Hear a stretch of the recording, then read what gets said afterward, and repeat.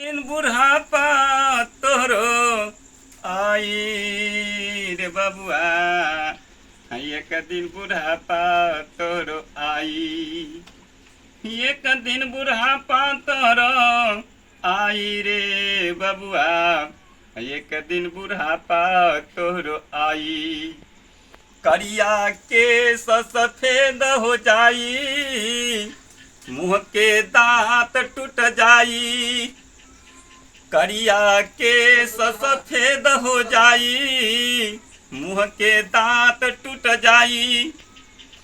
आँख के ज्योति मलिन हो जाई, आँख के ज्योति मलिन हो जाई।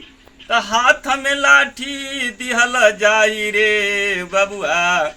एक दिन बुढ़ापा तोहरो आई। एक दिन बुढ़ापा तोहरो आई रे बबुआ। एक दिन बुढ़ापा तोहरो आई। क्रिया करब खाट पकड़ब, पास केहू न जाई। क्रिया करब खाट पकड़ब, पास केहू न जाई। जौने नारी से प्रीत निवाला, जौने नारी से प्रीत निवाला। इहो देख घिनाई रे बबुआ। एक दिन बुढ़ापा तोरो आई। एक दिन बुढ़ापा तोरो आई रे बबुआ। एक दिन बुढ़ापा तोरो आई। ओ चाहब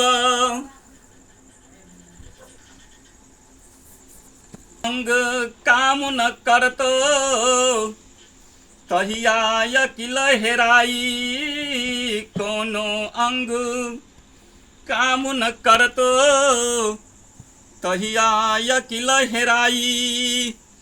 केतनो चाहबा प्राण न निकली, केतनो चाहबा प्राण न निकली। देहिया भारी बुझाई रे बबुआ। एक दिन बुढ़ापा तोहरो आई। एक दिन बुढ़ापा तोहरो आई रे बबुआ। एक दिन बुढ़ापा तोहरो आई।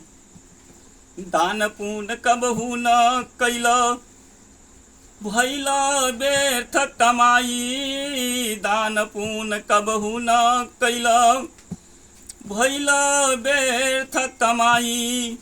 सबटे कमाई बेटा लेके, सहू से कमाई बेटा लेके। मुँह में आगिया लगाई रे बबुआ।